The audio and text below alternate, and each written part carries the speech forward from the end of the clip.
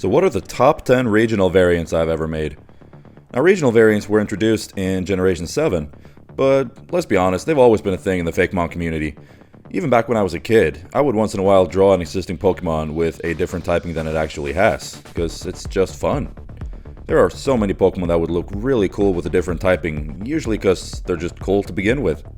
So today, I'm going to make a top 10 list showing, in my opinion, the 10 best regional variants I have ever made. When it comes to drawing a regional variant, it is very important that it still looks like the same Pokemon. And for it to be a good regional variant, it needs to look different, but still be instantly recognizable as the same mon, because otherwise it might just be a new Pokemon instead. The 10 entries on this list are some of the most satisfying artworks I've ever made in general, and you may have seen a bunch of them before, but I have recently updated the rendering on most of them, so they will probably look a bit better now than the last time you saw them. But without further ado, let's get right into it and rank my top 10 regional variants. So starting off with number 10, we have Nordian Steelix. Now the Steelix in the Nordia region still have the steel exterior of the original, but have their insides melted into lava, making them steel fire types now. I made the steel a little darker to increase the contrast from the bright lava, and gave it a more dynamic pose to indicate it's now slightly lighter weight. You can also see in its stats that it is now faster and more offensive than its counterpart, on the expense of some defense. I think this is a good way to make a variant for Steelix, and since Steelix is one of my all-time top 10 favorite Pokemon, I really like this variant as well. Now at number 9 we have Nordian Golbat. Now Crobat has always been one of my favorite Pokemon, but I honestly never cared much for Golbat.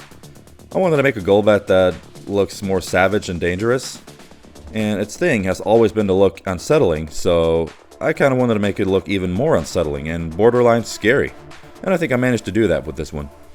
This variant lives in the swamp in the Nordia region and is a dark poison type now.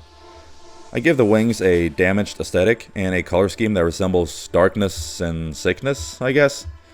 I also give it giant teeth and bright red eyes to make it look a bit crazy. I think this design improves a lot on the original in my opinion, and that earns it a spot on this list. At number 8 we have Nordian Walrein. Now since Nordia is a Nordic-inspired region, I had to make a Pokemon with a Viking theme, and after some research I decided on Walrein. It already has one pair of giant yellow teeth, so adding a second pair on its head as well as some iron elements, and boom, you got your Viking aesthetic. I still don't know about the rendering on this one, and I might have to adjust it a little more at some point, but for now it's fine. The design, however, I think is very good. It is a water and steel type if it wasn't obvious, and is more defensive now than the original. I've always kind of liked Walrein, and I don't necessarily think this is better, but I still really like it, and it fits in beautifully in my region. Now coming in at number 7 is Nordian Drapion. Drapion, still don't know. Now Drapion is also a Pokemon I really like, but I always thought it looked more like some fantasy creature rather than a scorpion, and I needed a ground type line for my region, so I thought a ground type scorpion variant of Drapion would be perfect. So I made Drapion, but with an actual scorpion aesthetic. Still has the same face and the same type of limbs, but with a completely different color scheme and a lower stance.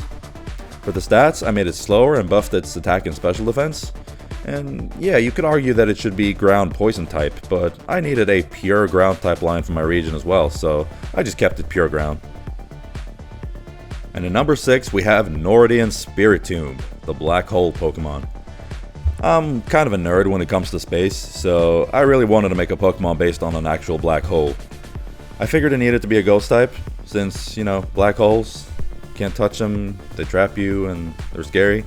And since Spiritomb is already a round-shaped ghost type, I thought it would fit in perfectly, and it did.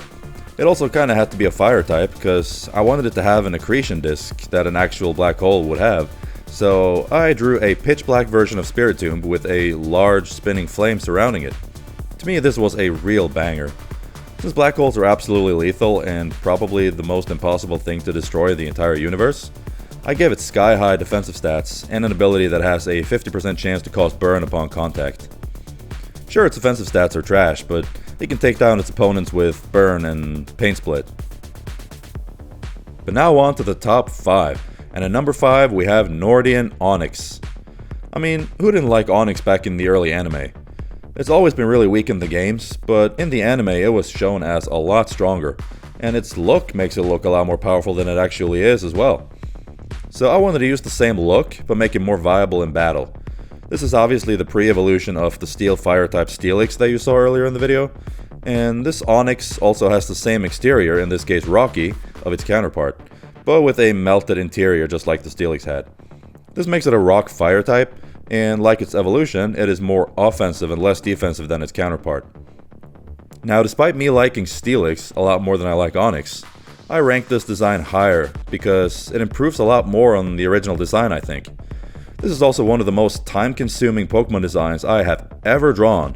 My goodness, it took me 64 layers in Procreate and several hours just drawing it, so I'm really glad it paid off in the end. Now coming in at number 4, we have Nordian Crobat.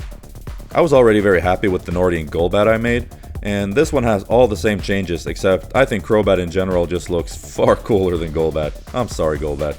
So adding these same changes to Crobat resulted in this absolutely terrifying and awesome design. If it was real, it would be one of my all-time favorite Pokemon for sure. I honestly don't even really know what to say about this one, it's just peak coolness. I also made it really good for competitive now. It's more of a special attacker, and I give it Levitate, giving it effectively no weakness, due to it being immune to its now only would-be weakness in ground. It also makes for a great Nasty Plot sweeper, and it is still more than fast enough despite giving up some speed to its offensive stat. I just love this one. Now at number 3 we have Nordian Gengar.